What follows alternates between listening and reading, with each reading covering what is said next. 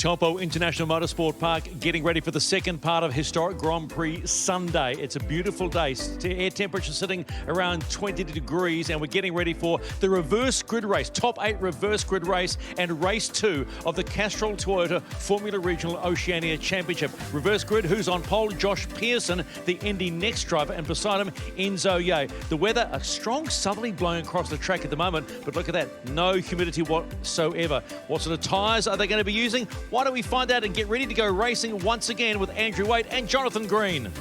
Thank you, Stephen. Yes, Andrew, that is actually the topic we want to discuss first of all. Track temperature, incidentally, is 26. Tell us what that will mean, and also let's talk tyres. Yeah, absolutely. So that lower track temperature just means that they're able to push a bit longer. What they learned yesterday, straight off the bat, is the fact that they are able to push the cars more than what they otherwise thought. With that new surface as well, that's also exaggerated that as well. It's made them be able to push on far more. So to us, what that means is we're going to get better racing because they're able to push on and work a bit harder, because this race here, for pretty much everybody, they're using the tyres that they used in the race yesterday. So what that means is this is the end of the life for these tyres, so whatever is remaining in them, we're going to see the drivers use them up, because yesterday we might have seen a few drivers just sort of hold back knowing that these tyres need to do another race the next day. So now they've learned a bit more with that tyre temperature and how it all works, and how good the tyres are lasting. I think we're in for some better racing. With a reverse top 8, we're always looking for the faster guys that are 7th and 8th and potentially 6th and 7th to come through. As we look at the track map, tell us where they might come through. Yeah, absolutely. So one of the biggest passing opportunities is down into turn 11, right down the far end of the track. It's an important corner all round to make sure you're getting the exit right. The total distance of the circuit, 3.3 kilometres, 14 corners and 29 metres of elevation. It's certainly up through turn 2, 3 and 4. A lot of fun through there, and we've seen a lot of locking down into turn 7 as well, with that awkward braking marker down into turn 6. So that certainly changes things for everyone, getting that braking right. We're going to see cars that have already got flat spots on their tyres from race 1 yesterday, so you've got to keep that in mind as well, that some of these drivers are nursing tyres from yesterday's lockups. 18 laps, time certain 27 minutes, as you can see. And yes, we've had confirmation from Pirelli. Our eagle-eyed reporters have found out that yes, Simon Poole from Pirelli believes that we will see more overtaking because of the lower temperature.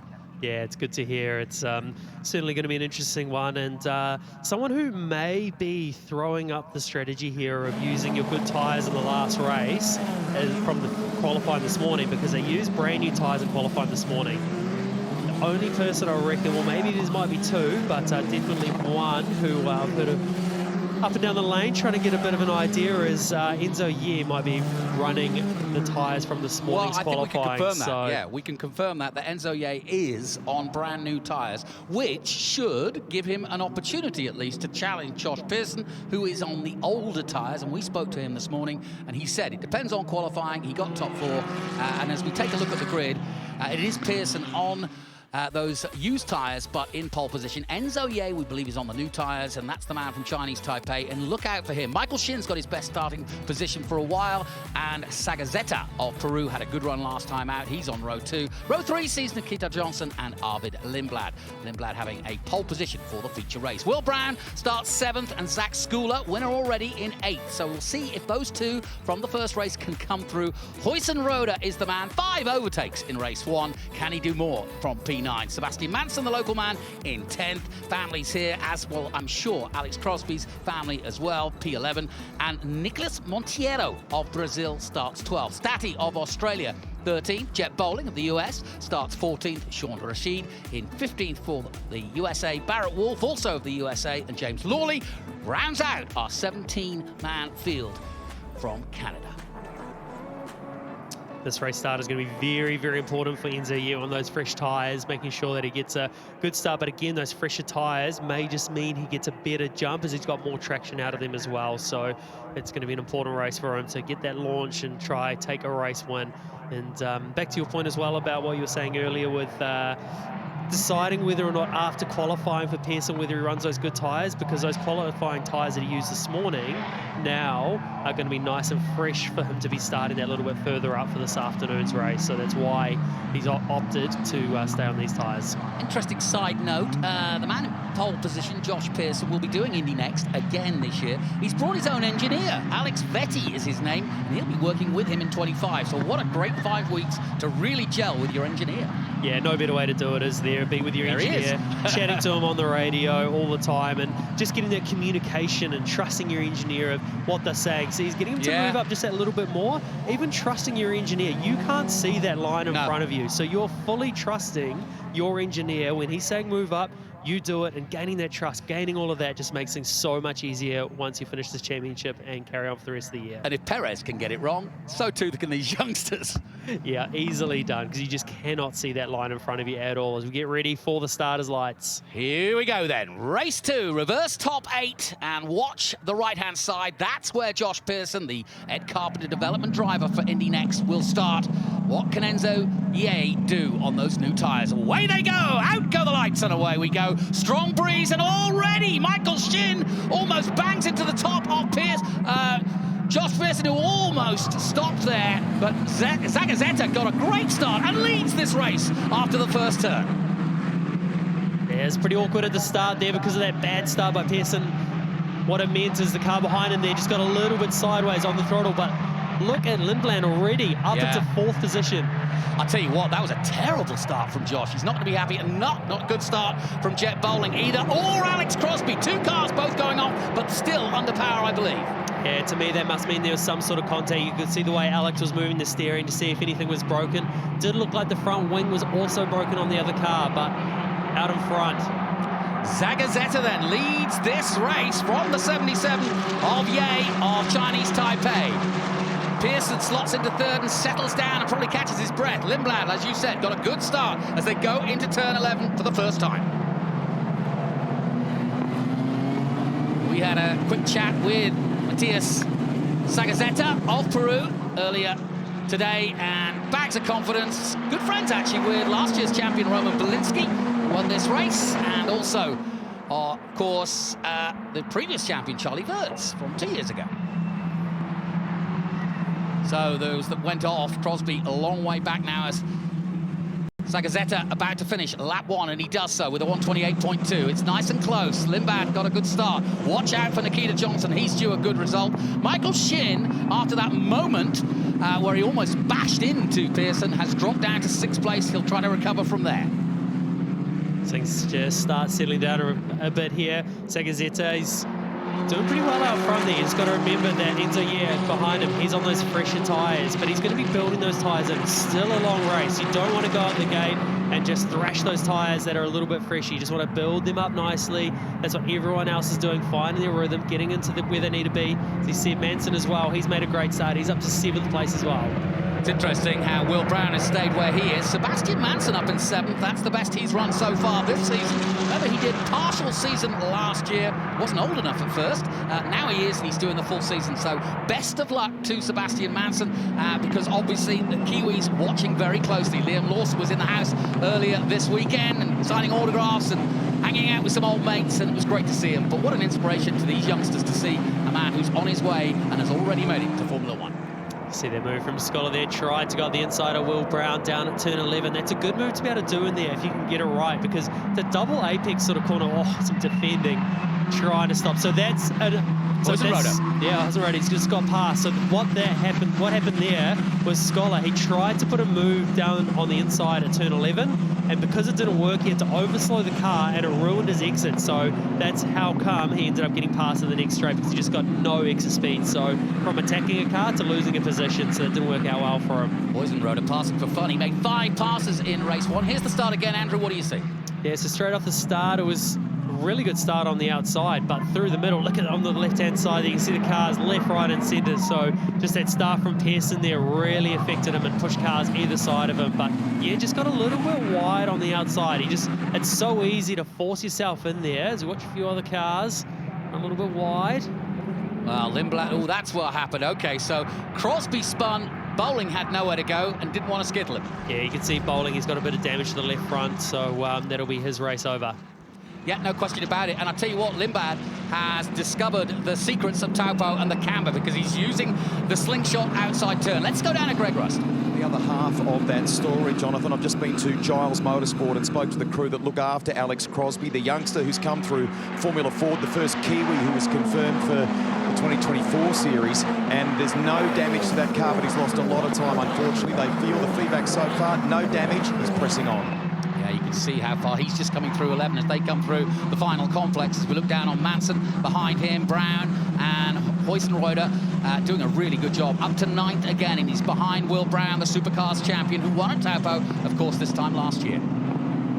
So just getting reports as well. So a 5-second jump start penalty for Enzo, yeah, which is a real shame. That is a shame. Yeah, it sort of looked like on that front row, someone definitely jumped at the start. It certainly caught my attention, so that's a real shame for him. This is a real double whammy for him too. If he is on those fresher tyres, that plus a 5-second penalty, it's going to be a long afternoon for him when he's got to run either these tyres or the tyres from the other race and that last race. So that's a huge blow to him. But his engineer will surely tell him to push on because it really does. 5 seconds this field will spread out over the 18 laps. So he's got to push on now because he may still get some valuable points. Here's another look at that start. Let's see. Yeah, definitely moved.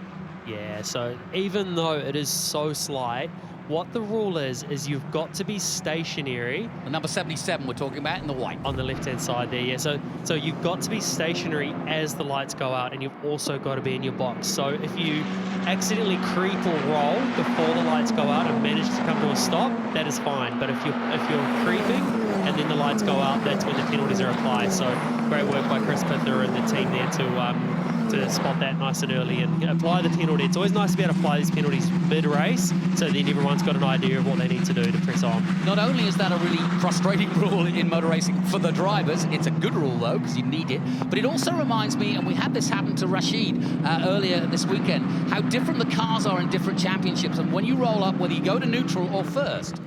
Yeah, it's something that there's so many things you've got to think about as a driver as you're arriving up to the line. You've got to have the tyres up to temperature, you've got to do everything you can there, and then some places rules are differently where you can and can't break traction heading up to the line, so understanding all of that before you get out there. And also when you creep up to the line, you want to leave the car in first gear, because what can happen if you roll up to the line, put it back into neutral, if you sit there for a bit and go back into gear, because of the dog box, the way it works, sometimes it doesn't select the gear properly, so you may not be able to get off the line. Now, my mum's asking, what's a dog box? So a dog box is just the type of gearing within it basically works where there's the two cogs push together and then allows it to get the gear. It's not a synchro. It doesn't synchronize the gears nice and slowly like you would have in a normal road car. It's basically a pneumatic system that pushes the air through and gets the next gear selected as quickly as possible. There you go, Mum, keeping it honest. I'll tell you what, I'm just looking at the times. Enzo Ye, if he continues at this pace, would still score good points. He'd be about, 11th overall with that 5-second penalty. Yeah, it's certainly tough having that 5-second penalty. And just looking in behind as well, Lindblad is starting to put a fair bit of pressure on Pearson as well, as Pearson's starting to get defensive. Madsen just did the fastest lap at 124.8. Lindblad before him, but there are M2 competition watching on, the engineers getting into the grandstands, and that's a great view. But now Pearson under huge pressure from the Red Bull man from Great Britain. Now, where does he make that move in your mind to make it stick and make it happen without any problem? Yeah, so this stage for Lindblad, he needs to get that move done as soon as he possibly can, because when you're under a car like that, you're using your tyres a lot more, so you're putting a lot more energy through the tyres, wearing them out quicker. Let's just have another look at a little bit of a replay here. Looks like Pearson making a mistake here. See a strange line there. Slowed him down. That's what allowed Lindblad to catch right back up again. So Lindblad the most likely to make a move, but there's racing throughout this field, as we always expect. Into 11, a slight lock-up by the 17 of Nikita Johnson. Johnson's looked very racy in testing and practice, but we've yet to see him really shine. And I think his time will come, and he'll try to see if he can wait for this battle to evolve and see if he can catch up. Into the final complex yet again. So yeah, just back to your question, where does Arvin Lindblad get this pass done? A good opportunity is turn one, yeah, or either turn 11. They are the two main opportunities to get this move done. You can see there, good drive, just running a little bit wide. Limban's he comes. having a bit of a look.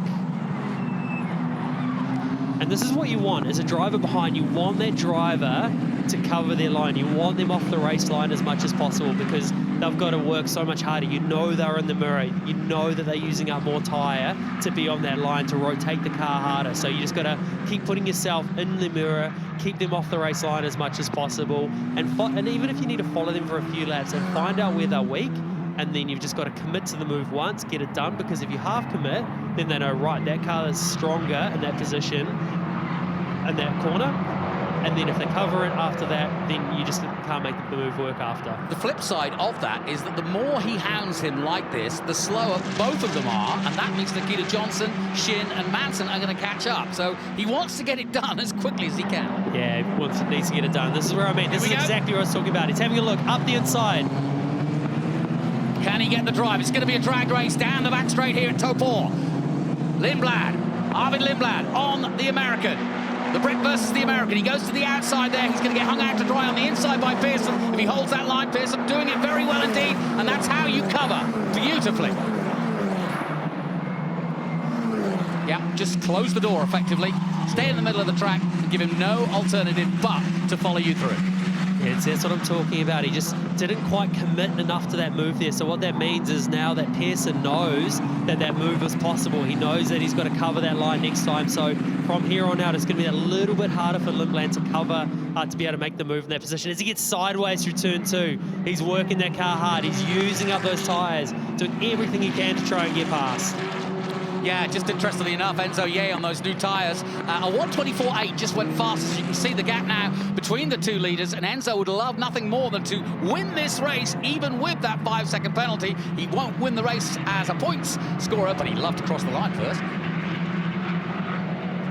So as we can start seeing Enzo Ye starting to put a bit more pressure on Sakazeka up in front there. Those newer tyres are working that a little bit better now as the race goes on. Those tyres for Sakazeta will just start getting more and more worn as we go into it. He's got a great helmet. On one side it says Shanghai, on the other side it says Taipei, and on the back it says, be the best.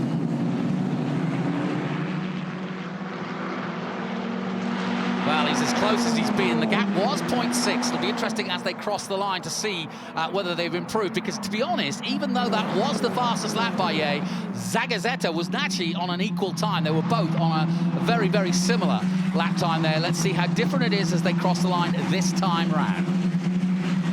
And in fact, it's Josh Pearson who's gone quicker. 124.686 by the American.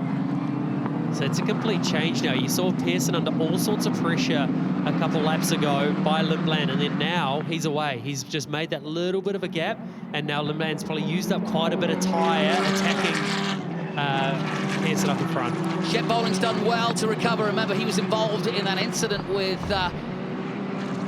Crosby. Here's another lockup from Arvid Lindblad. You don't want to do that too many times. You can get away with it a couple of times, but you're eventually going to flat spot those tyres, and then it's just like a 50-pence piece, as we say in England.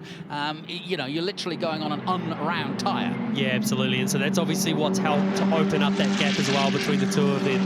So this can actually nearly work in some ways for Lindblad, because now he's got that gap. He's able to let everything recover a bit, have a bit of a reset, and then come again and have another go. Oh, this is becoming an intriguing battle here between these two from very different parts of the world, but it's going to be interesting. Sakazeta's got lots of experience and left Peru as quite a youngster and has literally been racing in Europe, but he said it wasn't a umbrage to do so, because his Spanish, obviously, with his native Peruvian, is exactly the same. He lives in Barcelona, not a problem. Although the Catalan language is pretty tough. Another lap completed, 10 gone of the 18.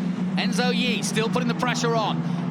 And you would argue that at Taupo, it's a lot of pressure rather than necessarily making the overtake. It's another way of overtaking is to force an issue, force a mistake. Yeah, and especially around here, it's a track that you do want to do that. So a little bit of... Oh, nicely done.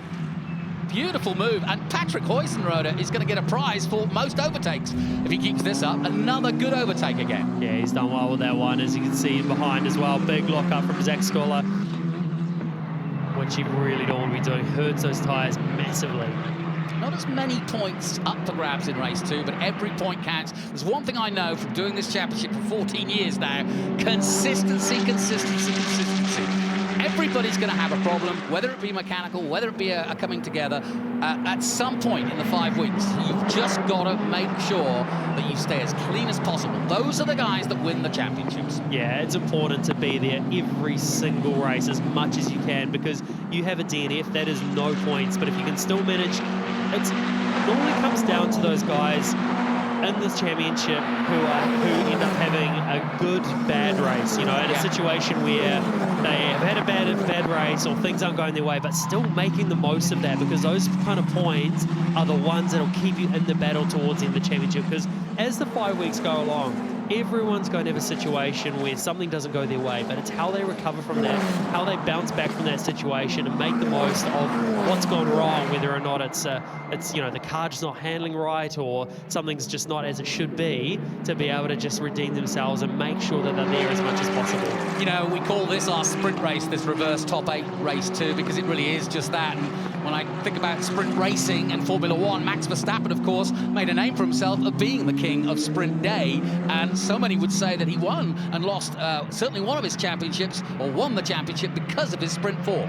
Yeah, it just makes such a difference to be able to do that, and having that experience on the starts as well. You saw Sagazeta at the start, he had a great first corner, and that's what's got him into the lead of the race. And around here at Taupo, it's so hard to pass once you do get out in front. Just with that aero wash, the car that is in front is always giving you dirty air, and you're not able to keep the car to the ground as much as you'd like, and that's what makes it tougher. And this is where Enzo Ye is really struggling, because he's got that dirty air. He's using up more tyre than what Matthias Sagazeta is. And look at the intensity on the faces of the M2 competition. The most successful team in the history of the 20 years of CT Frock. And yeah, really impressive, their form guide, and they're watching on intensely now as their man goes about his business. In fact, both their men go about their business. There's nothing between them. 0.5 of a second. Pearson still in third. Lindblad just did the fastest lap last time around. That was a 24.5. So this is what I'm talking about, how that gap opened up. Now he's sort of had a chance to let those tyres recover a little bit. He's coming back again. He's got those tyres where he needs them. The car's obviously a lot better for him today. He's pushing on a bit more. He's starting to close that gap up a bit to Pearson. An intriguing race this, and we're getting down to a time when older tyres, not this man's, but the older tyres will be starting to feel a little bit worn now and start to slide. Tell me how that feels as a racing driver. When do you know that you've really got to hang on? Yeah, you can start feeling it a few laps before it really starts making a difference as well. You're just trying to get on the gas, and then the rear end's just not hanging in there as much. You're trying to trail brake, carry the speed into the corner a bit more, and the tyres just not hanging on. You can sort of feel it coming before you're starting to let the cars behind you know, because that's you as a driver. You're focusing on the cars in front as well, how they're driving, what's going on in front of you. It's such a mind game when you're in there. You're focused not only on what you're doing, but also what the cars in front are doing. Just a quick update. Enzo, he's doing a good job, to be honest. Given that 5-second penalty, if he stayed where he was now, he'd finish 8th, and that's not bad, to be honest. And that's good points, too. So he's actually putting down a good race here, being tidy. He doesn't need to overtake Sagazeta. And we'll see what he tries to do, though, because every racing driver wants to win. And that's just the way it is. We've got a quick shot of Jonathan Morey. His wife's also a team principal.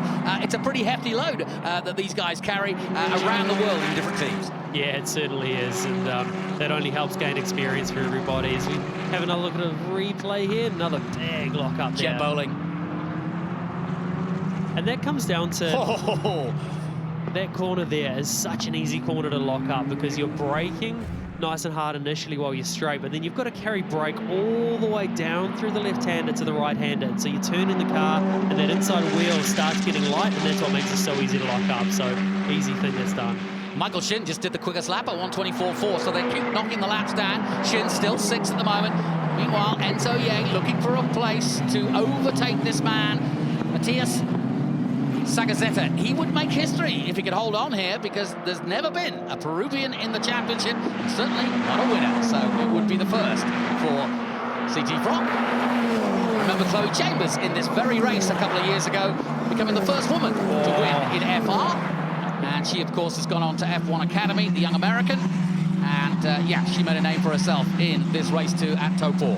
Massive lock up there for Enzo Ye. Let's head down to Rusty in the pit lane. Greg Rust, what's going on? Jonathan, thank you. I just wonder with Enzo there, maybe that's a good time to talk about aero wash, because the frustrations kick in, don't they? You're tucked in, as Andrew has detailed before there, behind the car in front. The impact that has on the impact that has on the tyres because of the aero wash, and Arvid Lindblad has self-managed that. They didn't need to tell him to back off and look after those tyres and maybe have a second go. Because he's such a pro racer, he's already done that in the mid part of this race. Thank you, Greg. And when does aero wash come in? How far? And explain, if you can, more about what the car does when you're in there. Yeah, so the aero wash, it's within that second gap is when it starts happening, and then when it starts closing up even more than that, it gets worse. So it's sort of a situation where you come to turn 9 there. It's such a fast corner, which sets yourself up for a passing manoeuvre. But it's so hard to stay there, as we can see there. Pearson started to get a bit loose, holding off Lindblad there. But back to that aero wash. So he would be in the aero wash He is now. definitely in the aero wash. But this is where it's different. Now this becomes a slipstream. Pearson's punching a hole in the air, so that means Lindblad's able to get that a little bit closer. But then now it changes at this point, because as you want to brake, you've got no air on the front of the car, so you can't get that maximum braking efficiency out of the car. But he's got good drive here onto the main straight. Surely a chance for an overtake here for Arvid Lindblad. He goes to the outside. He'll switch to the inside if he can. No, he's going to go the long way around the outside. He's done it before, and now he's trying to do it again here on Pearson. Can't pull it off. Can't. Long way around there. You can see what he was trying to do, trying to hold it the whole way around. Oh, he's going again. Pearson struggling. This is where Lindblad needs to level it up. Can he get the move done into turn 5? This is the next opportunity. Is he going to throw it up the inside? Pearson got crossed up there, and he's under massive pressure now. There's a lot of fishing in Taupo, but this man is definitely on a fishing expedition, and the fishing expedition is to overtake that yellow car in front. Those rear tyres of Josh Pearson are definitely done. He is working super hard. You can see him snap sideways through turn 9. He is holding on. Yeah, you can tell. You can tell by just his hands how hard he's hanging in there. Now we're getting to another possible overtake, but I'm thinking that Arvid will probably do exactly what he has done, does the switchback, but loses a bit of grip. Now he'll try to tuck himself in and get the slipstream down the back straight, exactly what you described last time out, but can he pull it off this time? Let's see, Pearson was smart enough there. He knew that Lindblad has already tried to move up the inside of turn 11 once, so he covered that move to make sure that he wasn't able to do it. So it actually ruined both of their exits onto the straight, but that's what Pearson did, purposely overslowed it right at the last point before he got on the gas. So then at the same time, Lindblad had to wait to get on the throttle that little bit longer. These are the mind games you're playing. You're not only driving your car, pushing it as hard as you can. You've got other cars behind you which you're managing, trying to stop them from getting on the gas too early. And as these two battle, Nikita Johnson, Michael Shin, Sebastian Manson, all right there, and the closest man to them is Nikita. Remember, teammate 2 of it. And so that's what I mean. Look at the cars behind now. They're all starting to close up right behind. And what this does, this helps Pearson as well, because then now Lindblad is under pressure from Nikita Johnson behind, because it's closed everyone up. Now Lindblad needs to look in his mirror too to make sure that the car's not going to get past him from behind. Josh Pearson from M-Tech. M-Tech leading the championship for now with Schooler's first win. But boy, he is fighting that car on the older tyres. You can see, because of the nice coloured gloves that give us a really good illustration, plus a world-class cameraman getting ever so close, but we can see his hands and how much he's having to work them to keep Lindblad at bay. A lock-up from Shin. And you can see how much different Pearson's line was on that lap there, because he knew he had a clean run. He was able to run his proper race line to make sure he could get the best possible run onto that back straight again. I'm going to get Nikita Johnson and Michael Shin. They've got the same colour car, 117, 123. They happen to be together. It was Nikita Johnson who locked up there a moment ago, but it hasn't slowed him down any. Intriguing race. Look at this little snake of some 6 cars as they come onto the straight again. It's still Sagazeta out front, ahead of Ye, but this is the battle we're watching for third place for the final podium position.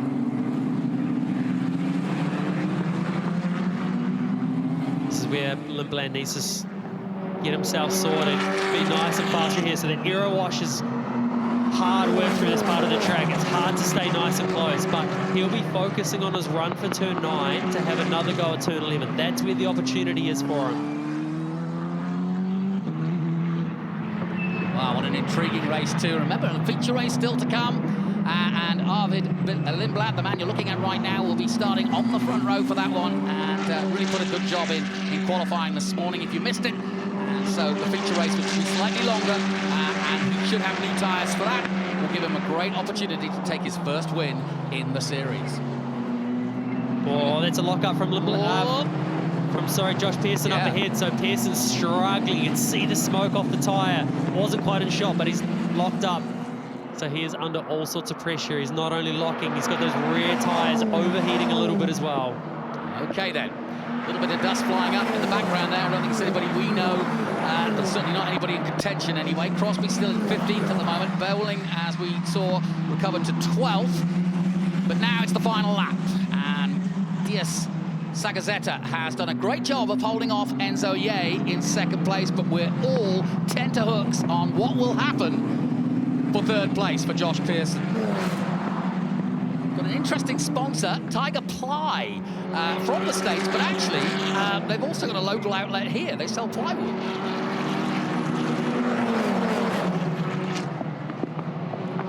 Now we should see exactly where Ye ends up in this race, because they'll apply it as he crosses the line. So as we predicted, he should be around the 8th place mark because of the 5-second penalty, just so you understand. He'll cross the line in second, but he won't get second place in the race.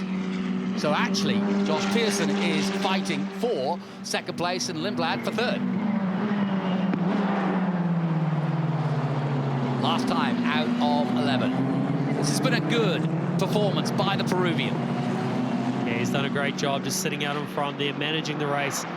He's certainly done everything he needs as that battle behind still rages on, but Lindblad's still not close enough to put a move on. Yeah, it's been a very, very accomplished drive by Sagazeta. And he comes out, one more corner to go, and it doesn't get much better for Sagazeta. And his engineer is delighted. Mark Pilcher, Tim Neff, Jonathan Morey, the whole team will be delighted. Oops. That's Crosby again. No, well, Crosby involved. Lawley also involved in that one, the 88. The Canadian getting turned around there.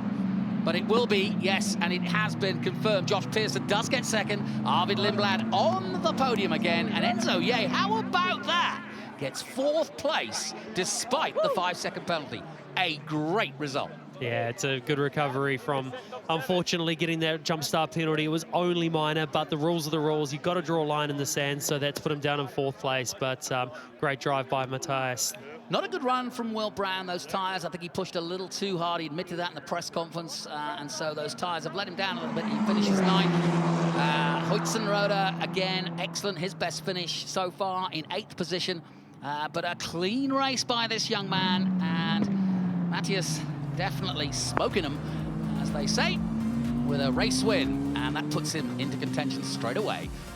A win then for Peru. Josh Pearson takes second, Arvid Lindblad of Great Britain third, Enzo Ye a solid 4th, Johnson 5th, Shin, Madsen, Huitzenroda, Brown, Skula in 10th, and Monteiro in 11th. Then bowling, Rashid, Barrett Wolf, James Lawley, who had a spin, Alex Crosby, not the best of days, poor lad, and Nicholas Stati rounds out our field. Well, let's take a look at the highlights. A little bit of a rolling start, and you can't do that in the 77, the white. Michael Shin has to take avoiding action as he almost banged into the back of Pearson. A spin round for Crosby, bowling involved as well, had to take avoiding action. Arvid Lindblad was putting the pressure on throughout the race and put in a tidy performance, locking up a couple of times. But there was no stopping this man. It was really, really good racing by Matthias Sagazeta. Remember the name, he's our first ever Peruvian winner in CT Pro. Big lock-up there by Enzo Ye, and that wouldn't have helped his tyres. Pearson, wow, great job actually to defend that position for as long as he did, and you could see he was fighting the car throughout the race under immense pressure, and another good podium for Arvid Lindblad. By my estimates, that could put... Oh, that was the moment. 3 cars involved. I didn't realise that. So, a bit of action at the end there, but not for Sagazeta. Well done to him. And as you can see, they're now in parc fermé. Simon Poole, that's the man in the Pirelli shirt, just checking the tyre temperatures, and the M2 engineers doing their bit. And in a moment, This man will celebrate, and if you're watching in Peru, there you go. He points immediately to the flag. He's got Peruvian sponsors and telecommunications company behind him. His engineer of many years for M2 congratulates him. And Sagazeta being run, his engineer, that's Vicky Cortez. So well done to him. And now it's time to talk to Stephen MacGyver. So the first Peruvian, as you would have heard, and his first race win in the Castrol Toyota Formula Regional Oceania Championship is Matias Sagazeta. Gets his Pirelli hat, gets the water. He'd be pretty stoked about this one. Yep, the smile says it all. Matias, congratulations. They've said it, first Peruvian to win in the Castrol Toyota Series and your first win. How do you feel right now? Yeah, well, it's good. I think it's a very good result. Had a really good start, and then from then onwards was struggling a lot with the tires. And so behind had really good tires, and I knew he had a penalty, but I still wanted to win on track. But yeah, it was pretty fun, was very cool, and now for the big one in the afternoon. Yeah, how do you find the FT60 around this track? Yeah, well, it feels good. I mean, the car feels fantastic. I want to thank the whole team, my engineer, Flex, and everyone, all my mechanics, because the car felt fantastic, and I'm feeling super confident for the afternoon. It must be nice getting all these miles in ahead of F3, right? Yeah, exactly. It's fantastic. It's a fantastic championship as well. Really competitive. A lot of people watching as well, so it's great to be here, and it's a fantastic preparation for me. Well, early days, second in the championship after that race. Yeah, well, it's good. I mean, I don't even want to look at it yet. It's something we want to look at it later down in the championship, but yeah, for now, my focus now is on race 3. Congratulations. Thank you. And second place, Josh Pearson. Come on in, Josh. You've showed plenty of pace during practice. It's finally nice to see you get that delivery. Same deal for you? Yeah, you know, I think it was great to finally run up front, especially being back in single-seaters. You know, those 2 years I spent in sports cars, I was away from this, and it showed when I went back to Indy Next in the States. So I'm really happy to be back up front in a Formula car, and yeah, just a bit tricky with the start, you know. I think something I'm not used to coming from America is standing starts, and with the older tire, it was just really hard to get traction, and I wasn't really expecting it, considering how easy it was yesterday with that fresher tire. Struggling at the end of the race with your tires with pickup? Yeah, definitely the tire fell off, especially in the rear, quite a bit of sliding, so it was difficult to manage it, and you know, Arvid did a great job putting me under a lot of pressure, so it was tough to keep him behind. He was really quick, and he could somehow get it off the corner a little bit better than I could, so yeah, hats off to him. He put me under a lot of pressure. What do you make of Taupo's track? I love the track here. It's super fun, really technical. There's a lot that you have to get right, and it's really challenging to position the car where you need to and get the exits. I think there's a lot of really unique corners that you don't see everywhere else. So tight, technical, but still a bit fast, really enjoyable. Congratulations, get ready for the podium. Thank you very much. And P3 in race 2, Arvid Lindblad, who goes to the top of the championship with that performance. You know, early days, won't get carried away, but looks like you've found your pace. Yeah, it was definitely a bit better than yesterday. In general, today's been a lot better, a lot more enjoyable to drive the car. So, no, overall, I'm quite happy. Looking forward to race 3. You know, race 3, you get clear air. Yeah, exactly. You're not saying anything to me today. I spoke to your boss, by the way. He said, you just got to get this car under control yourself.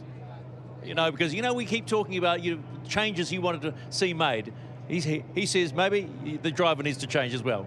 Yeah, I've tried my best to make it work, so yeah, okay. Mate, do you feel any pressure? Do you feel any pressure? Is there lots of pressure on what you need to do this over the next 5 weeks?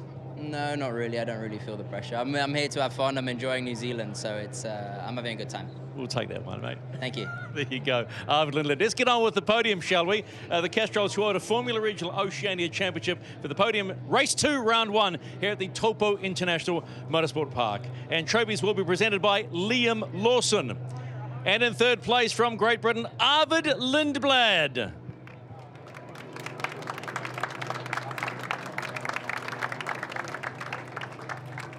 In second place, out of the good old US of A, welcome Josh Pearson. And your race 2 winner, first Peruvian to do for it, and from Peru, Matias Sagazeta. And that is your official podium for race 2, round 1 of the Castrol Toyota Formula Regional Oceania Championship. Give them one more large round of applause, Taupo.